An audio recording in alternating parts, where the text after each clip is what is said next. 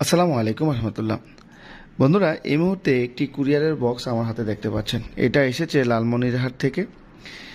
এক ভাই আমার কাছে আমাদের ফেসবুক পেজের ভিডিও দেখে এই মোবাইলটা কুরিয়ার করে পাঠিয়েছেন। এই মোবাইলটা হঠাৎ করেই নাকি ডেড হয়ে গেছিল চার্জিং অবস্থায়। তো আমি মোবাইলটাকে সম্পূর্ণভাবে খুলে রেখেছি, আপনাদেরকে একটু দেখানোর চেষ্টা করব। আপনারা একটু ফার্স্ট টাইম দেখেন। এই হচ্ছে মোবাইলের অবস্থা। এই মোবাইলটার সিপিইউ কিন্তু রিবোলিং করা হয়েছে, তারপরেও কিন্তু মোবাইলটা রান হয়নি। তো যাই হোক, এখন আমরা আপনাদেরকে এই মোবাইলটা কিভাবে আমরা রিপেয়ার করতে পারি স্টেপ বাই স্টেপ সেই বিষয় সম্বন্ধে দেখানোর চেষ্টা করব। ফার্স্ট টাইমই একটি ডেড মোবাইল যখন আমাদের কাছে আসে, আমাদের যেটা করণীয় সেটা হচ্ছে যে আমরা প্রথম এই মোবাইলের ব্যাটারিটাকে চেক করে দেখব যে ব্যাটারিতে পর্যাপ্ত পরিমাণ চার্জ আছে কিনা। লক্ষ্য করেন,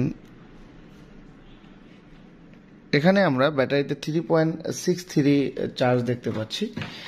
আর একটি ব্যাটারিতে যদি 3.63 থেকে 6 থেকে 3.70 পর্যন্ত যদি চার্জ থাকে, সেক্ষেত্রে মোবাইলটা যদি সম্পূর্ণ চালু নাও হয়, এমআই লেখাটা উঠে অন্ততপক্ষে লোগোটা দেখানোর কথা। তো আমি আপনাদেরকে একটু দেখাই এখানে যে এখানে মোবাইলটা চালু হয় কিনা বা এমআই কোনো লোগো আসে কিনা। লক্ষ্য করেন, এখানে কোনো প্রকার লোগো আসছে না। তো কি করতে পারি এখন আমরা? তো ফার্স্ট টাইমে আমরা অ্যাম্পিয়ার চেক করে নেব। এই মোবাইলটা চার্জে লাগানোর পর অ্যাম্পিয়ার নেয় কিনা সেটা আমরা একটু চেক করব। তো আমরা সরাসরি অ্যাম্পিয়ার চেকার মেশিনে চলে যাব। আমরা এটাকে লাগিয়ে রেখেছি, কেবলটাকে খুলে দিই। আমরা অ্যাম্পিয়ার মেশিনের 4 নাম্বার পয়েন্টে এটাকে লাগিয়ে রেখেছি। সরি, হ্যাঁ, 4 নাম্বার পয়েন্টে। 4 নাম্বার পয়েন্টে আমরা কোনো অ্যাম্পিয়ার দেখতে পাচ্ছি না। তো আমরা অন্য একটি মোবাইল লাগিয়ে দেখব যে মোবাইলটা চার্জ হয় কিনা, এই যে অ্যাম্পিয়ার নেয় কিনা দেখি একটু। এখানে অন্য একটি টাইপ সি সাপোর্টেড মোবাইল লাগালাম। আপনারা লক্ষ্য করে দেখেন, এই মোবাইলটা কিন্তু 1.8 অ্যাম্পিয়ার নিচ্ছে। তার মানে আমাদের এই কেবলটা ঠিক আছে। তো আমরা এটা খুলে দিই, খুলে আবারও একটি মোবাইল কানেকশন করি। পোকো মোবাইলটাকে কানেকশন করলাম। লক্ষ্য করেন, এখানে কিন্তু কোনো প্রকার অ্যাম্পিয়ার দেখাচ্ছে না। আমি আবারও দেখাই এই মোবাইলটাকে লাগিয়ে, এটা কিন্তু অ্যাম্পিয়ার নিচ্ছে 1.6 অ্যাম্পিয়ার। তার মানে ঠিক আছে এটা। তো এটা যেহেতু অ্যাম্পিয়ার নিচ্ছে না, এখন আমাদের করণীয় কি? আমাদের ফার্স্ট টাইমই করণীয় হচ্ছে আমরা দেখে নিব যে আসলে এটা আউটপুট হয়ে কোনো প্রকার ভোল্টেজ ব্যাটারি কানেক্টরে আসে কিনা।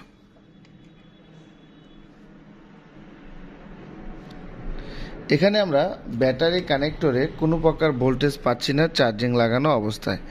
আর এখানে একটা লক্ষণীয় বিষয় হচ্ছে, যদি আমরা এখানে ভোল্টেজ পেতাম বা ভোল্টেজ আসতো, তাহলে প্রথমেই কিন্তু ব্যাটারি লাগানো অবস্থায় এখানে অ্যাম্পিয়ার চেকার মেশিনে অ্যাম্পিয়ার নিত।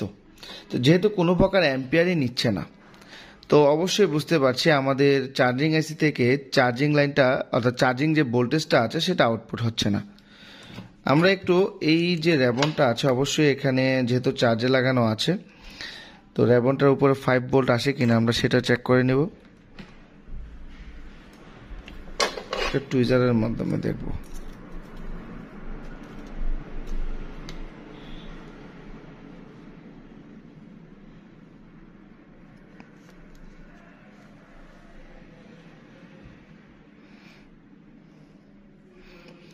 দেখতে পাচ্ছেন এখানে 5 ভোল্ট দেখাচ্ছে। চার্জিং লাইনটা একটু খুলে দাও, চার্জিং লাইনটা ওইখান থেকে খুলে দাও। হ্যাঁ, আমরা অ্যাম্পিয়ার মেশিন থেকে চার্জিং লাইনটা খুলে দিলাম।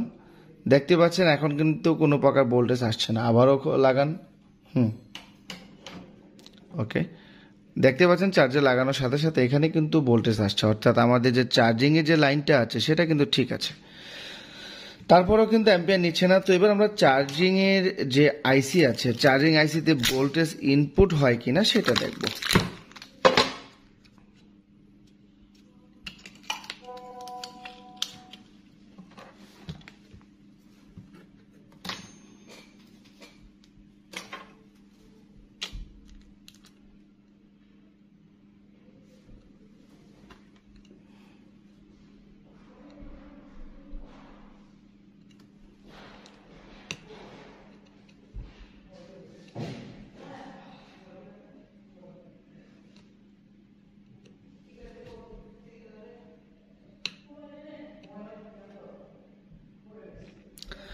দেখতে পাচ্ছেন আমরা এখানে চার্জিং এর আইসির ইনপুটে 5 ভোল্ট, চার্জিং আইসি ইনপুটে কিন্তু 5 ভোল্ট পাচ্ছি। যেহেতু চার্জিং আইসির ইনপুটে 5 ভোল্ট পাচ্ছি, আউটপুটে কোনো ভোল্টেজ পাচ্ছি না। তো এখন আমাদের কি করণীয়, কি করা যায়? সেক্ষেত্রে আমি আবারও একটু ব্যাটারিটা লাস্ট লাগিয়ে দেখবো, একটু নিচ্ছে না কোনো অ্যাম্পিয়ার। এখন আমাদের করণীয় কি? যেহেতু অ্যাম্পিয়ার নিচ্ছে না, তো আমরা ফার্স্ট টাইমই মোবাইলটাকে কুল টেস্টিংয়ে চেক করে দেখব যে কুল টেস্টিংয়ে কোনো প্রকার শর্ট দেখায় কিনা। আর কুল টেস্টিংয়ে চেক করার জন্য অবশ্যই আমরা মাল্টিমিটারকে ডায়োড রেঞ্জে নিয়ে যাব। এটা চার্জ নিয়ে ওই মাল্টিমিটারটা দেখতে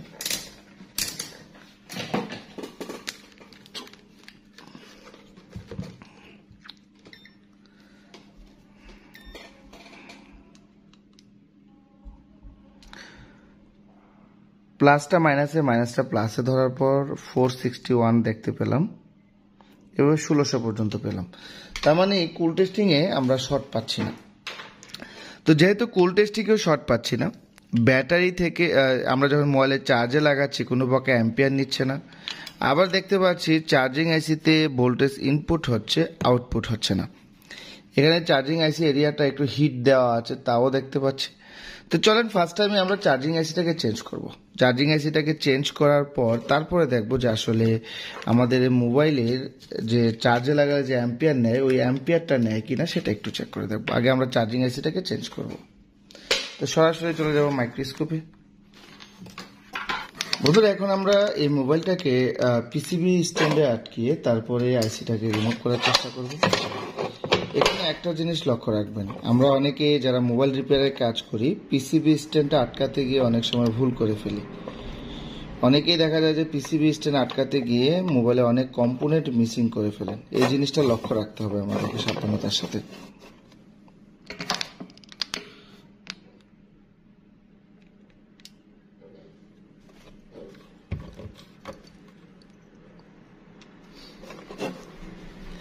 আমরা এই আইসিটাকে ওঠানোর জন্য এখানে অলরেডি দেখতেই পাচ্ছি এখানে অনেক পেস্ট আছে। তো আমরা এখানে কোনো প্রকার পেস্ট ব্যবহার করব না। জানি না এটা কত ডিগ্রি সেলসিয়াস পেস্ট দিয়ে রিবোলিং করা। তো আমরা হট গানের হিটটাকে আপাতত 300 মধ্যে রাখবো, 300-310 এর মধ্যে রাখবো। যদি এটা আপনার কুইক ব্র্যান্ডের হয়। অনেকে আমাকে বলেন যে ভাই আমরা দেখেন এটা অল্পতেই উঠে গেছে, অল্প হিটে উঠে গেছে। অনেকে আমাকে বলেন যে ভাই আমরা 300 বা 310-20 এরকম হিট দিলে আইসি তো উঠে না, সেক্ষেত্রে কি করতে পারি? আসলে এটা বিভিন্ন হটগানের ক্ষেত্রে বিভিন্ন রকম হয়। কুইক ব্র্যান্ডের হটগানগুলোর ক্ষেত্রে এক সিস্টেম, আবার একটি বিভিন্ন ব্র্যান্ডের যে সুগন, বিভিন্ন ব্র্যান্ডের যে হটগানগুলো আছে সেগুলোর ক্ষেত্রে আবার ভিন্ন রকম।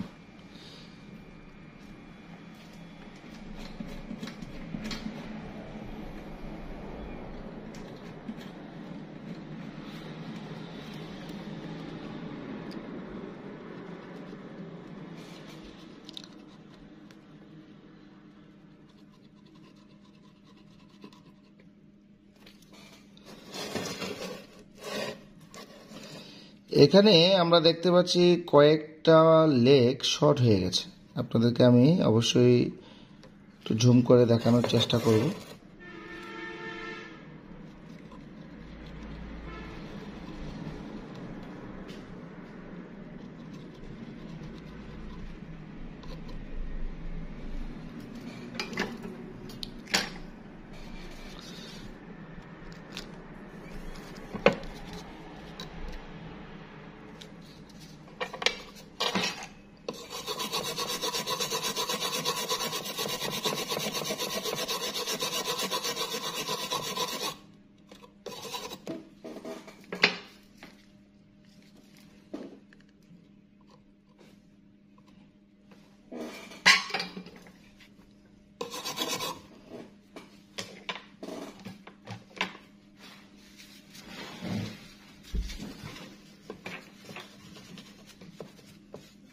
এখানে একটা জিনিস আপনাদেরকে আমি ক্লিয়ার ভাবে দেখাবো। দেখেন এই যে এখানে আইসিটা ওঠানোর পর এখানে এই আইসিটা PMI 632 মডেলের একটি নাম্বারের একটি আইসি। দেখেন এখানে লক্ষ্য করে এই যে আইসিটা ওঠানোর পর এখানে কয়েকটা পা কিন্তু একসাথে হয়ে গেছে, এখানে দুইটা পা একসাথে হয়ে গেছে। তো এটা নিয়ে অনেকে ঘাবড়িয়ে যান, হায় হায় কি করলাম, আইসিটা উঠাতে গিয়ে আমি তো মোবাইলে সর্বনাশ করে ফেললাম, এরকম অনেকে ভয় পান। তারপর দেখা যায় যে অনেকে এটাকে আবার আলাদা করার চেষ্টা করেন। দেখেন এই জায়গাটাই কিন্তু আপনারা ভুল করেন, এটা কিন্তু আলাদা হবে না। এটা আলাদা করতে গেলে দেখা যাবে যে আপনার এই বলগুলো আরো শর্ট হয়ে যাওয়ার সম্ভাবনা থাকে। কেন? দেখুন এই যে লাইনগুলো আছে, এই লাইনগুলো কিন্তু সেম লাইন, অর্থাৎ একই লাইন। এই যে 1 2 3 4, এই যে 4টা বল দেখতে পাচ্ছেন, এই 4টা বল কিন্তু একই বল, অর্থাৎ একই লাইনের। অর্থাৎ এখানে আমি যদি আপনাদেরকে একটু উদাহরণ সহকারে বলতে যাই, এই যে 4টা বল একই লাইনের, মনে করেন যে এই সিম কার্ডের ভোল্ট লাইনটাই ধরেন, সিম কার্ডের ভোল্ট লাইনে 1.8 ভোল্টেজ থাকে। এই যে মনে করেন এইটাই ভোল্ট লাইন, এই যে এখান থেকে যে লাইনটা গেছে, এই 4টা লাইন মিলেই কিন্তু একটা লাইন। তো এখন যদি কোনো কারণে এই যে লাইনটা, এই 4টা লাইন যদি কোনো কারণে মিস হয়ে যায়, কেটে যায়, তখন কিন্তু সিম কার্ডের ভোল্টেজ লাইন মিস হয়ে যাবে। তো এই জন্য আমরা কি করব, সবসময় যদি কোনো কারণে বল একসাথে হয়ে যায়, আমরা বর্ণীয় সাহায্য তো নিতে পারি, কারণ বর্ণীয়র মাধ্যমে আপনি ইজিলি ভাবে বুঝতে পারবেন যে 4টা পাখি আলাদা আলাদা না একসাথে। বর্ণীয় বিটম্যাপ অপশনের মধ্যে এটা অনেক সুন্দরভাবে সলিউশন দেওয়া আছে। তো এইভাবে যদি কোনো আইসি উঠানোর পর আপনারা উইক দিয়ে যদি ঘষা দেন আর এগুলো বলগুলো যদি একসাথে অ্যাডজাস্ট হয়ে যায়, সেক্ষেত্রে আমি আপনাদেরকে বলবো, সেক্ষেত্রে আপনারা কোনো প্রকার ভয় পাবেন না। ঠিক আছে? এটা অনেকেই ভয় পেয়ে যান যে হাই হাই কি করলাম, অনেকগুলো বল একসাথে হয়ে গেল। এটা কখনোই ভয় পাওয়ার মতো কিছুই না। যাই হোক, আমরা এই আইসিটাকে উঠিয়ে ফেললাম। এখন নতুন আরেকটি আইসি লাগিয়ে দেখব যে আমাদের মোবাইলে যে সমস্যাটা ছিল, মোবাইলটা রান হয় না, এই মোবাইলটা এখন রান হয় কিনা আমরা এই আইসিটাকে লাগিয়ে দেখব। বন্ধুরা, PMI 632 এই আইসিটা সবচেয়ে বেশি লাগে। তো এই আইসিটা আপনারা চাইলে স্টকে রাখতে পারেন। আর এটা অত্যন্ত বেশি প্রয়োজন। আর PMI 632 কিন্তু 4 ধরনের ভার্সন হয়ে থাকে, অর্থাৎ PMI 632 4টা ভার্সনের আইসি হয়ে থাকে। এক ভার্সনের জায়গায় যদি আরেক ভার্সন লাগান তাহলে কিন্তু হবে না। যারা আইসির ভার্সন সম্বন্ধে বুঝেন না, তারা চাইলে আমার ইউটিউব চ্যানেলের এই ভিডিওর নিচেই কমেন্ট করে আমাকে জানাতে পারেন। আমি চেষ্টা করব আইসির ভার্সন সম্বন্ধে আপনাদের সামনে কিছু বিষয় আলোচনা করার জন্য।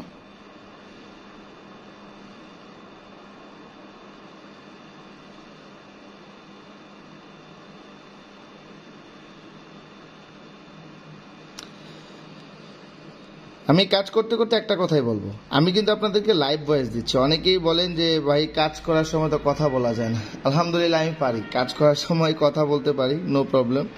আমাকে যদি কেউ নাড়াও দেয় আলহামদুলিল্লাহ সমস্যা হয় না, তবে বেশি জোরে নাড়া দিলে তো সমস্যা হবে, এটা স্বাভাবিক বিষয়। তবে এখানে আমি আপনাদেরকে একটা বিষয় বলে রাখি, সেটা হচ্ছে যে আইসি উঠাতে পারলে আর লাগাতে পারলে আপনি পরিপক্ক টেকনিশিয়ান না। একজন ভালো টেকনিশিয়ানের গুণ হচ্ছে যে মোবাইলটা হাতে নিয়ে বলতে হবে যে মোবাইলটার সমস্যা কি। আপনি কাজ করার সময় অবশ্যই একটা অনুমান করতে হবে, এবং আপনি যে অনুমানটা করবেন এই অনুমানটা অবশ্যই 60 থেকে 70% ঠিক থাকতে হবে। আর এখন অনুমানেও কাজ চলে না, যেহেতু আমাদের বর্ণীয় আছে, বিভিন্ন রকমের ডায়াগ্রাম আছে, ওই ডায়াগ্রামের মাধ্যমে আমরা চাইলে সঠিকভাবে একটা মোবাইল রিপেয়ার করতে পারি।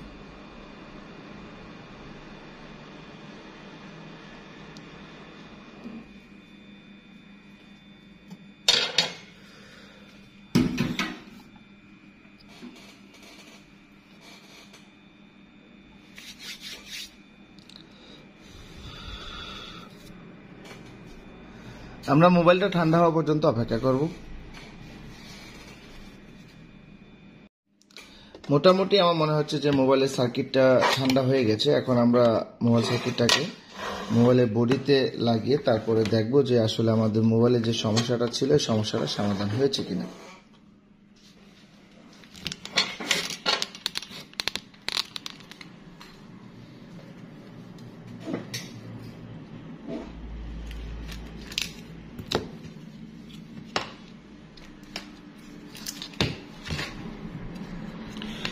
যেহেতু আমরা এখানে একটি নতুন আইসি লাগিয়েছি, তো আইসিটা লাগানোর কারণে আমাদের মোবাইল সার্কিটে কোনো প্রকার শর্টিং সমস্যা এসেছে কিনা সেটাও আমাদের ভালো করে দেখে নিতে হবে।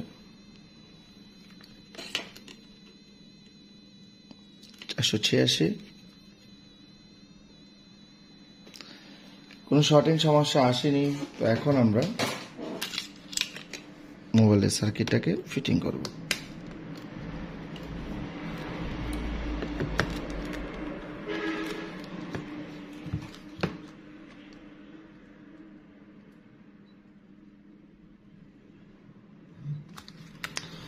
বন্ধুরা দেখতেই পেয়েছেন এখানে কিন্তু চার্জিং এর আইকনটা দেখিয়েছিল, লক্ষ্য করেন, আবারও দেখাই আপনাদের।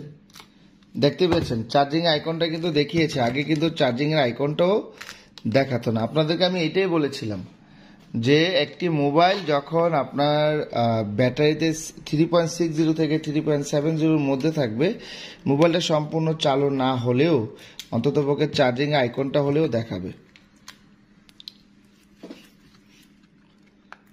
ভাইব্রেশন করেছে, এখানে অ্যাম্পিয়ার নিচ্ছে, ব্যাটারি খুলে গেছে, সরি। আমরা আবারও লাগালাম, ব্যাটারিটা নিচ্ছে অ্যাম্পিয়ার। কত অ্যাম্পিয়ার নিল? 0.6 1.6। আলহামদুলিল্লাহ, দেখতেই পাচ্ছেন আমাদের মোবাইলটা কিন্তু অনেক সহজেই সমাধান করে ফেললাম। এখন কথা হলো, আমার সমস্যা ছিল পেটে, আমি যদি মাথায় অপারেশন করি তাহলে কি হবে? এই বিষয়টা আমাদের প্রত্যেকটা টেকনিশিয়ানকেই মনে রাখতে হবে। আপনি ভালো কাজ তখনই করবেন যখন একটা মোবাইলের সমস্যা সহজে নিরূপণ করতে পারবেন। দেখতে পাচ্ছেন ব্যাটারিতে 4% চার্জ আছে, আমরা চার্জে লাগিয়ে মোবাইলটাকে রান করব। আর এখানে অ্যাম্পিয়ার নিচ্ছে 1.6 অ্যাম্পিয়ার, অর্থাৎ এখানে সঠিক অ্যাম্পিয়ার নিচ্ছে। একটু জোরে চাপ দিতে হবে। বন্ধুরা, আমি সব সময় চেষ্টা করি যারা আমার কাছে কাজ শিখতে আসে, আমি তাদেরকে প্রত্যেকটা কাজ স্টেপ বাই স্টেপ বোঝানোর চেষ্টা করি। দেখুন, এখানে আমি চাইলে কাজটাকে আরো লম্বা করতে পারতাম, কিন্তু আসলে ভিডিও করতে গেলে আমরা আসলে চাই না ভিডিও লম্বা হওয়ার জন্য।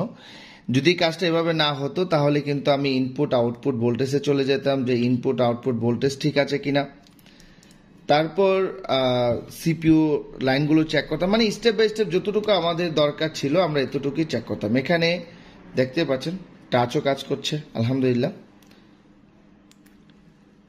এখন আমি যদি সিপিইউ 20-12 রিবোলিং করে লাগাই, কোনো কাজ হবে? কখনোই হবে না। আমাদের এই মোবাইলের সমস্যাটা ছিল এই আইসিটা। আর এই আইসিটার ভার্সনটা আমি আবারও বলি, দেখেন এটার ভার্সন ছিল পিএমআই 902 ভার্সনের। দেখেন এখানে পিএমআই 632, এটা 502 ভার্সনের, এটা হচ্ছে 602 ভার্সনের, আরও আরেকটি ভার্সন আছে। তো যাই হোক, আমি আবারও বলি, যারা ভার্সন সম্বন্ধে বুঝেন না অবশ্যই কমেন্ট করে জানাবেন, আমি চেষ্টা করব আইসির ভার্সন সম্বন্ধে আপনাদেরকে একটি ভিডিও দেওয়ার জন্য।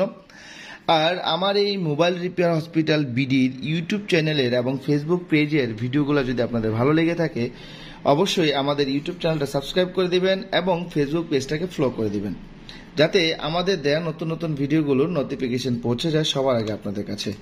আর যারা মোবাইল রিপেয়ারের কাজ শিখতে ইচ্ছুক, তারা চাইলে আমাদেরকে হোয়াটসঅ্যাপে মেসেজ করতে পারেন, হোয়াটসঅ্যাপ নাম্বার স্ক্রিনে দেওয়া আছে। বন্ধুরা, আজ আর নয়, কথা হবে আপনাদের সামনে নেক্সট কোনো ভিডিওতে। সে পর্যন্ত সুস্থ থাকবেন, ভালো থাকবেন। আসসালামু আলাইকুম রহমতুল্লাহি ওয়া বারাকাতুহু।